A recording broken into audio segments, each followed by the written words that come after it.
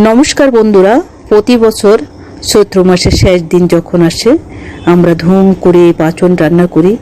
এটার নিশ্চয়ই একটা বিশেষত্ব আছে, যার কারণে মানুষ এত আইটেম দিয়ে একটা পাঁচন তৈরি করে। পাঁচন মূলত একটা হাই প্রোটিন, সকল রকমের সবজি, সকল রকমের এই যে মটর ডাল, সিমের বিচি, মটর, সমস্ত জিনিস থাকে। যাবতীয় যত সবজি আছে এই পাঁচনের মধ্যে থাকে। এই সবজির মধ্যে পুষ্টিগুণে ভরপুর থাকে। আমরা সারা জীবন অনেক সবজি খাই না বিষাক্ত বলে, সে বিষাক্ত সবজিগুলোও দেওয়া হয়, কারণ এই সবজির মধ্যে একটা বিশেষত্ব আছে। এই সবজি খেলে কোনো ক্ষতি হয় না, বরং উপকারী, প্রচুর পুষ্টিগুণে ভরপুর। আর ভগবানের তো একটা কৃপা অবশ্যই আছে, নাহলে ওই দিনে এত সবজি করে খাওয়া হয়। চলুন আমি কিভাবে, কেমন করে, কোন আঙ্গিকে রান্না করি আজকে এই ভিডিওর মাধ্যমে আপনাদেরকে দেখাবো।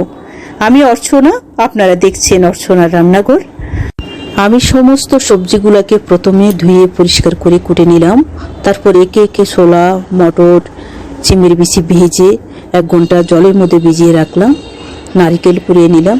তারপর ওই সবজিগুলোকে একটা জলের মধ্যে, ফুটন্ত জলের মধ্যে 1 চামচ লবণ হলুদ দিয়ে আমি কিছুক্ষণের জন্য ভাপিয়ে নেব। এর মধ্যে একটু সরিষার তেল দিয়ে দিলাম, কেননা সবজি যদি হালকা ভাপিয়ে নেন তাহলে সবজির যে কালার ওগুলো খুবই সুন্দর থাকে আর সবজিগুলো গোটা গোটা থাকে। আমি সমস্ত সবজিগুলো বেশিক্ষণ ভাপাবো না, 30 সেকেন্ডের মতো গরম জলে দিয়ে নামিয়ে ফেলবো। আবার ওই জলগুলো ফেলবো না, কারণ ওই জলের মধ্যে প্রচুর পুষ্টি থাকে। আমি একে একে সমস্ত সবজিগুলো দিয়ে দিলাম। সমস্ত সবজিগুলো দিয়ে হালকা নেড়ে নিলাম। সব শেষে যে ডাটাগুলো আছে সেই ডাটা আমি এগুলো দিয়ে দিলাম, কারণ যদি হালকা ভাপিয়ে নিই ওর মধ্যে যে একটা সবুজ ভাব, সুন্দর কালার, ওটা থেকে যায়। এটা অনেকে করেন না, যদি করেন খুবই ভালো হবে। আমি হালকা ভাপিয়ে নেওয়ার পরে ওই গরম জল থেকে সবজিগুলো নিয়ে নিই। আমি জলটা আলাদা করে ওই সবজিটাকে আবার ঠান্ডা জলে ধুয়ে নিই, কারণ আমি যদি ঠান্ডা জলে ধুয়ে নিই পরে সবজিটা যখন রান্না করি খুব গোটা গোটা থাকে, ভালো থাকে। আমি কড়াইতে সরিষার তেল, বেশি করে সরিষার তেল দিয়ে দিলাম, দিয়ে ওখানে একটু লবণ দিয়ে দিলাম। আমি প্রত্যেকটা তরকারির মধ্যে লবণ দিই সরিষার তেলে। কেন দিই? কারণ তেল যাতে গায়ের দিকে ফুটে না আসে। তারপরে তেজপাতা, শুকনো মরিচ দিয়ে দিলাম। শুকনো মরিচ যখন একটু ভাজা ভাজা হয়ে যায় আমি বেশি করে 5 ফোড়ন দিয়ে দিলাম, কারণ এটার মূল ফোড়ন হচ্ছে তেজপাতা, শুকনো মরিচ, 5 ফোড়ন, এটার মূল ফোড়ন। তারপরে অনেকগুলো উপকরণ বেটে রাখলাম। প্রথমে আমি কাঁচা হলুদ বাটা দিলাম। কাঁচা হলুদ বাটা পাঁচনে দিলে খুবই ভালো হয়। জিরা বাটা দিয়ে দিলাম, আদা বাটা দিয়ে দিলাম, একটু গরম মশলা দিয়ে দিলাম, বাদাম বাটা দিয়ে দিলাম, আমি নারকেল বাটা দিয়ে দিলাম। এগুলো দিলে খুবই সুস্বাদু হয়, খুবই সুস্বাদু হয়। লাল লাল করে ভেজে নিলাম সব কটাকে। লাল লাল করে ভেজে নেওয়ার পর আমি একটু হলুদ দিয়ে দিলাম। হলুদ দেওয়ার পর আবারও একটু কষে নিলাম। সমস্ত কষে নেওয়ার পরে আমি ওই সবজিগুলো দিয়ে দিই। সবজিগুলো আমি ভালো করে কষে নেব। আমার সবজিগুলো ভেঙে যাবে না, কালারগুলো নষ্ট হবে না, কারণ আমি হাফ সিদ্ধ করে নিয়েছি। আপনারা যদি চান ওভাবেও করা যায়, আলাদা আলাদা করে একটু একটু করে ভেজে নিয়ে তারপরে একসাথে রান্না করা। ওভাবে একটু বিরক্তি লাগে, অনেক সময় লাগে। সমস্ত যখন ভাজা ভাজা হয়ে যায় আমি গোটা সিমের বিচিগুলো দিয়ে দিই। আমি এই সিমের বিচিগুলোকে আগে টেলে নিয়ে 1 ঘন্টা জলে ভিজিয়ে রেখেছিলাম। তারপরে একটু নেড়ে ছেড়ে নিলাম।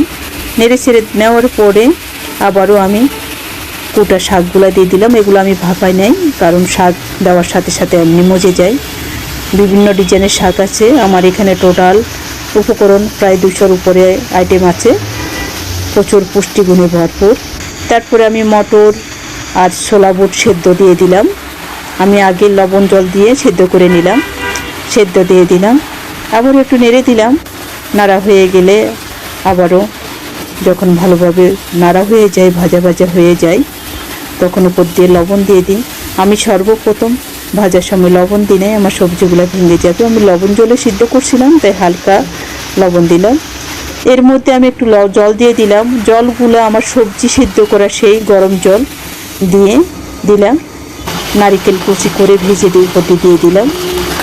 সর্বশেষ আমি মিষ্টির জন্য চিনি দিয়ে দিলাম। আপনারা যদি চিনি না দেন তাহলে যে নিরামিষ পদ এগুলো কখনো স্বাদ হয় না।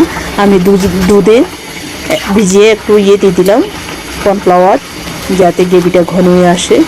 হয়ে গেল আমার পাঁচন রান্না, সুস্বাদু, পুষ্টিগুণে ভরপুর। খুব খুব হাই প্রোটিনযুক্ত পাচন। আপনি একদিনে ওই সবজিটা খেতে পারবেন, পরে পরে অন্য সময় রান্না করলে কিন্তু ওই সবজির ওইরকম স্বাদ আসে না। এটা সম্পূর্ণ নিরামিষ, এখানে কোনো আমিষ জাতীয় পেঁয়াজ রসুন পড়ে নাই। হয়ে গেল আমার পাঁচন রান্না। গরম গরম ফুলকো লুচি দিয়ে পাঁচন খেতে কার না ভালো লাগে। বন্ধুরা, ভিডিওটা যদি আপনাদের একটু উপকারে লেগে থাকে অবশ্যই লাইক কমেন্ট শেয়ার করে পাশে থাকবেন। শ্রদ্ধা ভক্তির সহিত যদি কেউ পাচন খায় তাহলে সর্বরোগ থেকে মুক্তি লাভ করে, এটাই শাস্ত্রে আছে। আপনারা খাবেন এই প্রোটিনযুক্ত পাচন, খুবই সুস্বাদু। লোক সংস্কৃতি সব জায়গায় হয় না, যেসব জায়গা হয় খুব মানে মহাদেবকে পূজা করে এই পাচনটা সারাদিন নিরামিষ খাবার খেয়ে পাচনটা খাওয়া হয়। অনেকে উপোস থেকে পাচন রান্না করে যাতে পাচনটা ভালো হয়। আশা করি ভিডিওটা আপনাদের ভালো লাগবে, আর ভালো লাগলে অবশ্যই আমার পাশে থেকে আমাকে অনুপ্রেরণা যোগাবেন এই কামনা করছি সবার কাছে। ততক্ষণে ভালো থাকবেন, সুস্থ থাকবেন।